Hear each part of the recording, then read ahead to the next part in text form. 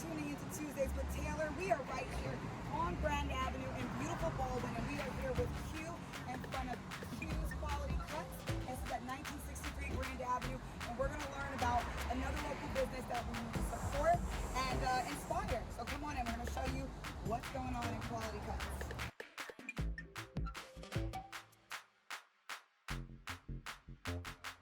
Taylor, darling.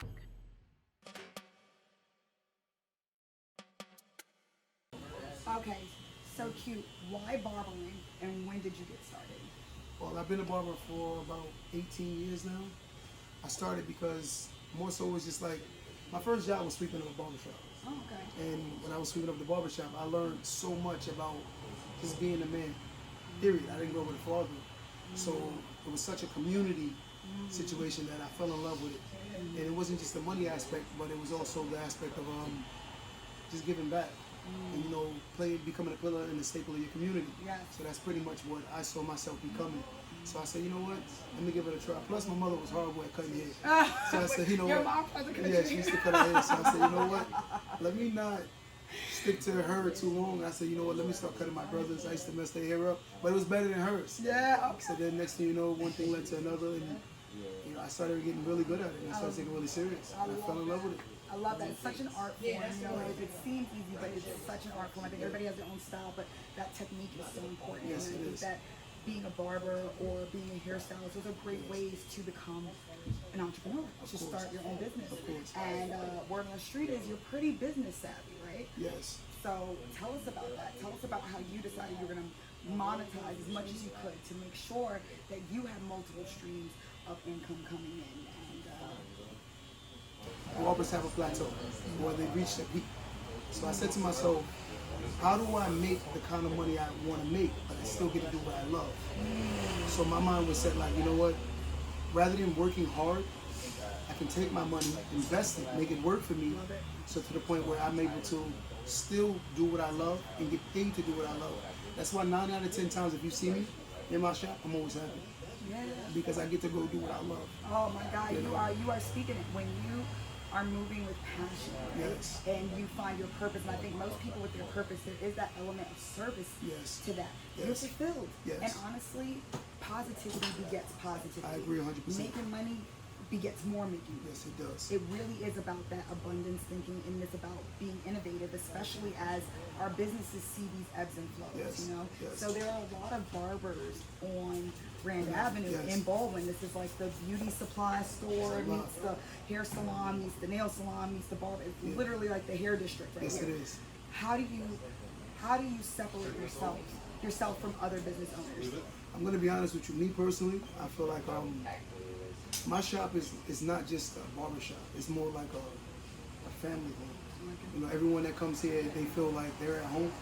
I have clients that are very insecure men, but when their wives come here with their children, they're very secure. I have to say that when I walked in here, it was a very different vibe. I didn't know if it was the end of the day. I didn't come on a Saturday morning. We changed but you walk into different barbershops and they're not always a place for women. Yes. Women need to bring their sons places, and you might feel that objectification, or you might feel that Yes. awkwardness, like you're kind of walking into something that you may not be welcome to, or you're welcome in a way you're not comfortable. And I have to say, the energy here feels really, really good. I definitely appreciate it. It took me a while. Like, the reason why I'm actually a barbershop owner at this point is because of the fact that I recently, a while back, I worked at another barbershop, and I didn't like the ambiance where it was more like a man cave. And I was like, it shouldn't be a man cave, it should be a family cave. And I was like, open it to everybody. And the more I would tell the owner that, he would get upset. Because I was very young, and he didn't want to hear my mouth, because he's like, you're young, you don't know what you're talking about. But in my mind, I'm like, wait, why can't a woman come here and feel like she can get into a conversation, because her point might be 10 times more valid than what we thought as men. Exactly. And it just became a very dope situation, because I started seeing the women and the men ping-ponging ideas. Yes. And I was like, this is Like actually a collective. Yes. And also women get their haircuts. Yes. My mother used to go to a barber to get a wow. haircut, and we want women to feel comfortable places. Even though I do kind of feel like men should have safe spaces as Of well. course, of course. And the barbershop Of course. has served that role in our community. Yes. Where we Yes. can be candid, and men can connection. I mean, you said it as you were sweeping floors as a child, you were able to feel that connection. And there are things that we can't discuss always in front of each other. So I think that that's really something to think about, what type of model you could have where everyone's included, but we still keep that essence where our men have a safe space to go and be open and be men. But I love that you said, let's like the whole family. Yes. You know? Everyone. And I think that when you purport to include everyone, it becomes a different experience. It can go anywhere it goes. Okay, so our children in our community are really so important to me, right? And a lot of them have all these great ideas on how to become business owners. And I don't think there's a better place to become a business owner in Nassau County, but I love to speak to our business owners and find out what that process was like and what advice you have for people who are ready to start their own business. See, like me, my theory of life is always living in your reality. Ooh, I like that. You know, living in your reality and understanding like you have to save. You know, saving is a major part of being a business owner. Major part. A lot of people, they want to be business owners, but they don't have the financial skills. That should be the first aspect of business before anything. Financial planning? Yes. Okay. You know, set yourself to understand like, you know what, just because I had a good month, don't mean I should spend like I had a good month. So like I always tell people, make sure you know, my theory of life is always to save. And the reality of living is when you know your space. Again, just because you have an idea, you have to prepare yourself for the idea. You shouldn't just, I understand, I believe in faith. But faith without work is nothing, as the Bible says. You know, you have to have the work along with the faith. So when I tell everybody is build a clientele, build a rapport, so people know this is what you do. Use social media to your best ability. You know, start putting yourself out there. Learn how to brand, you know, before you get there. Because it took me years before I owned a business. And I think I worked in about 4 shops before I opened my own. Wow. You know, so. But wait, but once you get your license, aren't you officially like a business owner pretty much? You are, because you are basically a business entity. Yes. Yeah. And you know, but I feel like the responsibility is still not on you yet. That's true. You know, so it's like you're worried about the rent, the lights, the heating, the insurance, you know, the different aspects of the business. So it's Have like, you ever had like an office manager, or is it all you? no, it's just done everything myself. And you still have to cut hair. Yes. Wow. Yeah. That's a lot. That's a lot to carry. It is, but it ain't, because the reality of all things is when you'll be surprised at how skillful you are when you don't have the access help. Sometimes I think comfortability is the reason why we don't grow and gravitate to our better selves, because we tend to gravitate to too much comfortability. That's true. And I think that's the reason why most of us don't monetize ourselves. That's true. You'll find out what you're made of, right? Yes. When you have to throw yourself into the pot. And I'll say this, you know, as a newly elected official, Yeah. they kind of give you a budget, a staff budget, and say Godspeed. That's all you get. That's Like what you stay get. within the labor laws and figure it out. And it's so interesting to see how everyone runs their business, Yes, essentially. yes. How do you run your district office? How do you run your state office? And you really get to see like who's innovative, who really depends on their team, who could be like a moving force if all their team decided to just go, you know, and that's something you think about as an elected official. I never thought I was going to be a business owner as an elected official, but that's exactly what it's become. And you're right, when you're given this much, or you have to do this much, you figure it out. I love that. I love that. That's really, really important. I'm always happy when I see people who look like me, own businesses, own homes, achieve economic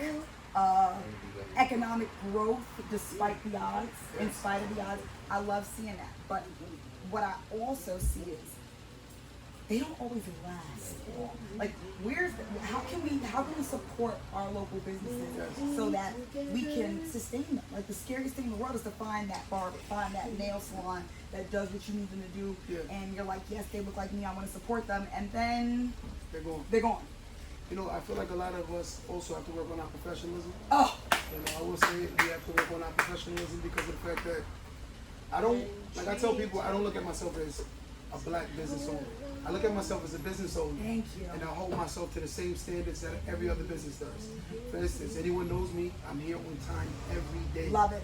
Punctuality. Yes, I never have an excuse. I'm here at 9 o'clock on the dot every single day. So yet and still, I don't say, you know what, I'm black, that's my boy. So he cut with me for years. Let me take advantage of him. Or that's my homegirl. So she don't mind me being a little late. But my homegirl might have had an appointment right after this appointment. So I have to be conscious of her schedule and his schedule. So as a businessman and a business owner, you have to be conscious of your clients, and also treat people how you want to be treated. You know, it's funny. I'm gonna just say this one thing. I always say to people, the one thing I think about our communities, we tend to fear helping each other. And when I say fear, it's like, I truly believe in God, and I feel like God says that He'll pour out the blessings so much that you can't receive it. So in my mind, my blessings being my blessings. So if I help another person find their blessings, there's no way that I'm going to lose my blessings, because what's meant to be mine is going to be mine. That's abundance thinking right there. So I don't mind helping True. people. That's abundance thinking, not the scarcity thinking. You know? And the fact that the first word out of your mouth is professionalism is so real. I hear that so much where people are like, my friend should just do this for me for free. No. And I'm like, if we're doing everything for free, how are we going to pay the bills? How are we going to sustain ourselves? And also, if this is your homeboy or homegirl, shouldn't you treat them even better? Don't we deserve a standard of excellence? So my platform is excellence for the 18th, because that's the standard I want us to internalize. That's what we need. Why do we deserve less than that from each other? But listen, we serve other races, and guess what? We'll hop into it and we'll support them all day. And honestly, that is to me, that's the quick ticket highway to failure. Of course. To failure, I think that's really, really important. You know what? My favorite thing in the world is when I go to a restaurant and they're out of absolutely everything, and I'm always like, "Why are you still over right now? Like, if you know this is it, who's doing your inventory? Why are we used to this standard?" So you know, they got to the point where, especially during this movement, people are like, "I only want to support people who look like me." I said, "I only want to support people who treat me the way I deserve to be treated." Yeah, the way I deserve. My money is powerful. Yes. And I would love for my money to, again, sustain my community. But you said it, you hit the nail on the head with professionalism. Treat me like you would treat anybody else. Exactly. Anybody else. Do not treat me worse because you think you know me and I look like you. And that happens all the time. I'm just like, oh my goodness. So that's really, really anything else. How else can we support and sustain? Say, oh, I don't have anyone who can get a haircut. So how can I support your business? Well, I do a lot. You know, I own a few businesses. Okay. I don't know if you mind me saying Yeah, that. listen, talk. You know, I own a barbershop, which is Q's Quality Cuts. I own Remodel Realty, which is a real estate brokerage right on 730 Sunrise Highway. I own a nightclub in Steinway, Long Island City called Cavalli. And I also own a marketing company called New Rise Marketing. You know, so I do a lot. You know, I wear many hats. And I also teach, you know, like I always give my time to help others, because it's not about the fact that we don't have, it's changing one's mind to understand that they're capable, because a lot of people underestimate themselves and undervalue themselves. You know, I feel like when you love yourself, you want the best for yourself. And every decision you make is for you. It's for the better you. You know what I'm saying? That's awesome. That's really awesome. This makes me feel like so hopeful, because it's just like, it's great to experience this. And we have a lot of businesses and business owners like this in our community. And it's just really great that we have this platform to highlight you guys. And speaking of highlighting, let's get a view of some of this great artwork that's on the walls. Can you tell me a little bit about the artist that is responsible for some of this incredible, colorful artwork? Yeah, my guy, his name is Tapman C's. As you can see, his Instagram is in the window. Oh, Tapman C's. Yeah, right there. Tapman C's. He's been my tattoo guy for years. This guy is amazing. He does everything you need. You know, he's an amazing artist. That's awesome. You know? Well, I definitely need to get one touched up, so I will definitely come and try him out and see what's going on. But this is awesome. The energy's good, and I have to say, I'm just super proud of you. So, you know what, guys? Let's make sure we're supporting. I know barbers and hairstylists, they usually get love from us, but we need to make sure that we are supporting them, and we're supporting them well. We're showing up for our appointments on time. What are some other things we could, you know, kind of instill? I think once you say, treat me the way you want me to treat you, you know, I think it says it all and sums it all up. Let's treat each other the way we want to be treated. I love it. I'm here with Q. We're at Q's Quality Cuts in beautiful Baldwin at 1963 Grand Avenue. Thank you guys so much for tuning in, and we'll see you soon.